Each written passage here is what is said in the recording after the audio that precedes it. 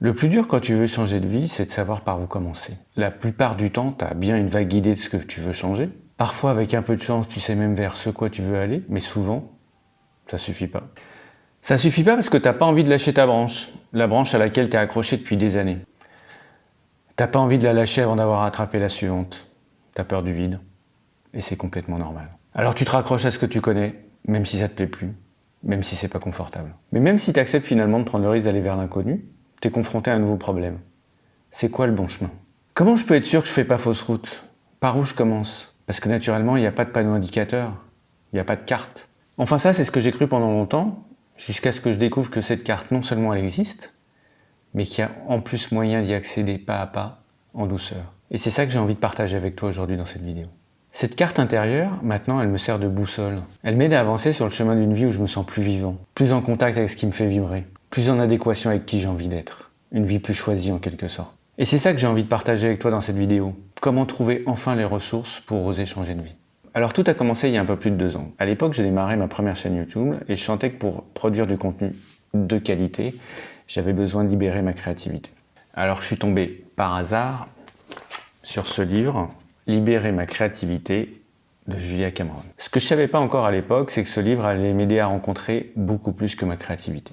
Mais bon, commençons par le commencement. Alors pour reprendre contact avec sa créativité, Julia Cameron, elle propose une espèce de programme sur 12 semaines, ponctué d'une espèce de fil rouge, qui consiste à écrire, alors on va plutôt dire noircir, 3 pages chaque matin. L'idée, c'est pas d'écrire 3 pages pour écrire un roman.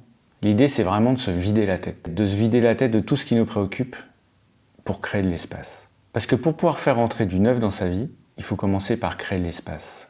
Créer de l'espace dans sa tête et dans sa vie. Alors forcément, au début, on peut pas s'empêcher de juger ce qu'on écrit. C'est mal écrit, ça veut rien dire, c'est pas intéressant, c'est plein de fautes d'orthographe. Mais on s'en fout, l'idée c'est juste de se vider la tête pour faire la place à quelque chose de neuf, point barre. Alors c'est se vider la tête en exprimant ses doutes, ses regrets, lister les choses qu'on a peur d'oublier par exemple, râler contre le déjeuner de dimanche prochain avec la belle-mère. Ça peut être vraiment n'importe quoi, zéro censure.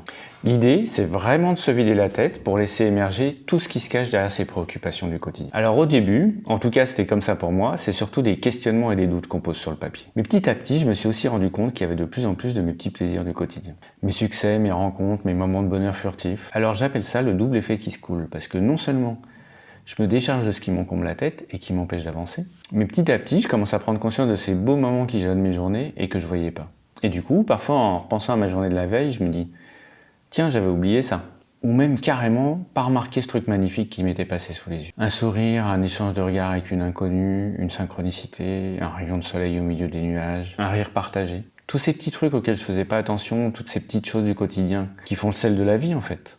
Et du coup, non seulement je peux les voir de plus en plus a posteriori quand j'écris, mais ça m'a permis aussi de développer une espèce de présence plus consciente à chaque moment de ma journée. Un des autres effets secondaires, c'est que j'ai vu émerger petit à petit mon cerveau artiste. C'est comme ça que l'appelle Julia Cameron. Ce cerveau artiste, il était complètement étouffé par mon critique intérieur. Le critique intérieur, vous savez, c'est celui qui va vous dire, quand vous faites un dessin par exemple, c'est à chier, c'est nul, ça ressemble à rien, déchire-moi ça tout de suite.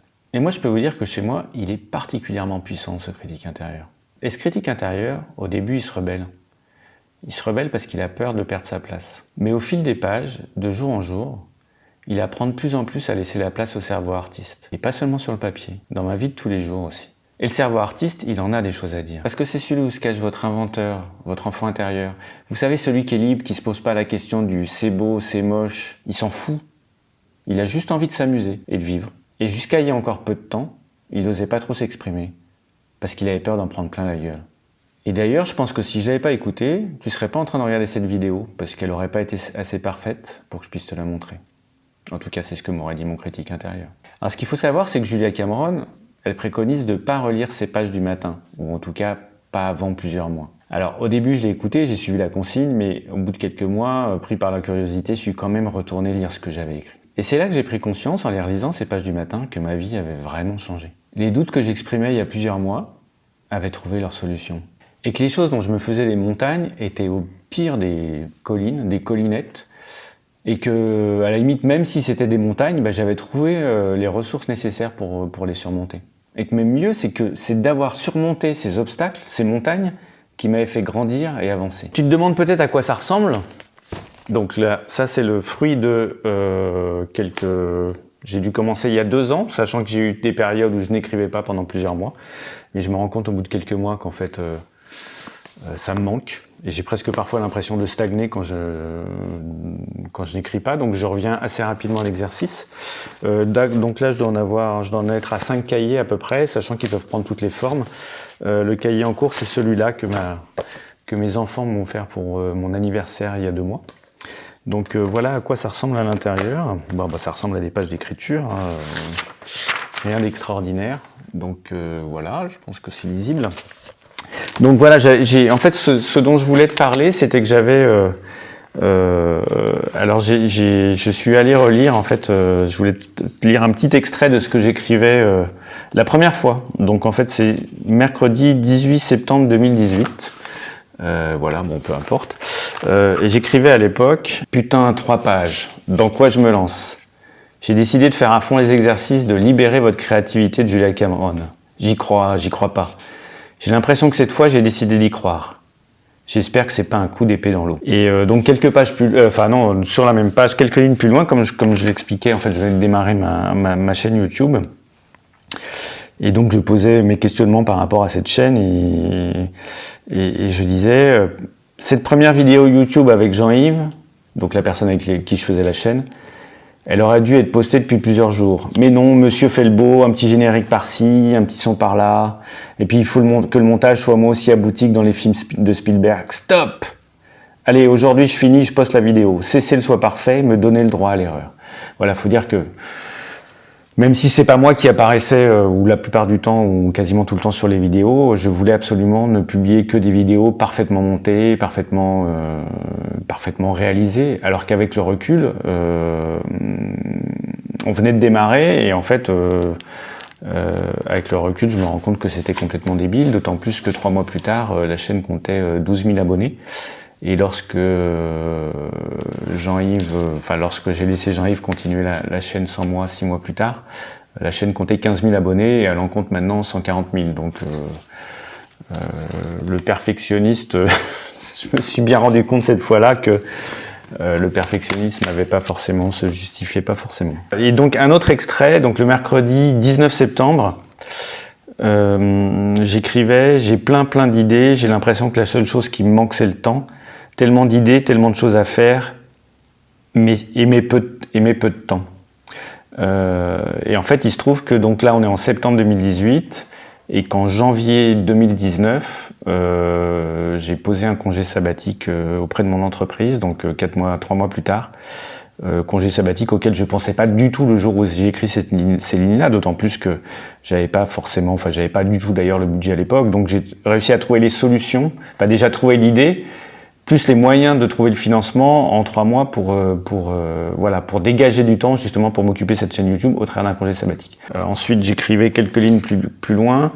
Donc suite à la publication de la première vidéo, la vidéo est postée depuis 15 jours et elle a déjà 150 vues et apparaît en tête des résultats de recherche pour les vidéos sur comment séduire un lion. Ça démarre très fort. Alors j'étais effectivement optimiste avec 150 vues au bout de 5 jours. Mais j'imaginais pas que, je pense qu'aujourd'hui, je crois que la vidéo doit être à pas loin de... Enfin, certaines des vidéos de la chaîne font plus de 200 000 vues, donc voilà. Et des exemples comme ça, je pourrais en trouver des tonnes. Mais sans compter qu'il ne s'agit pas seulement de petites choses, c'est que mis bout à bout, toutes ces petites choses qui changent mon quotidien, en fait, finissent par créer une nouvelle vie. Alors pourquoi ça marche ? C'est pas le plus important, mais moi ça rassure ce qui reste de mon cerveau cartésien de comprendre pourquoi ça marche. Ça marche parce que ça oblige à se poser. Qu'est-ce qui m'a plu? Qu'est-ce qui m'a déplu? De quoi j'ai envie? De quoi j'ai plus envie? Qu'est-ce que j'ai appris de telle situation? Qu'est-ce que j'ai appris de mes choix? Qu'est-ce que j'ai appris de mes non-choix? Petit à petit, ces pages du matin, elles finissent par construire une espèce de carte intérieure. Elles construisent une espèce de vision de ce vers quoi on a envie d'aller. Et non seulement on clarifie la destination vers laquelle on veut aller, en tout cas les choix de vie qu'on a envie de faire, mais en plus ces pages du matin, elles permettent de trouver la force pour mettre ces choix en œuvre. Et du coup, plutôt que de se poser la question par où je commence, on avance, On avance pas à pas, mais on avance. On avance d'autant plus que, comme le dit Julia Cameron dans son livre, essayez donc de vous plaindre jour après jour d'une situation sans finir par mettre en œuvre tous les moyens d'en sortir. C'est impossible. Je peux vous dire que si vous plaignez de la même chose au fil des pages tous les jours, au bout d'un moment, vous en pourrez plus. Vous ferez ce qu'il faut pour sortir de cette situation. Vous n'avez pas le choix. Vous passez à l'action pour changer ce dont vous voulez plus. C'est pour ça que c'est si puissant. Alors perdez plus une seconde si vous voulez enfin mettre du nouveau dans votre vie. N'attendez plus. Commencez à écrire 3 pages tous les jours et observez ce qui se passe. Vous allez adorer. Promis.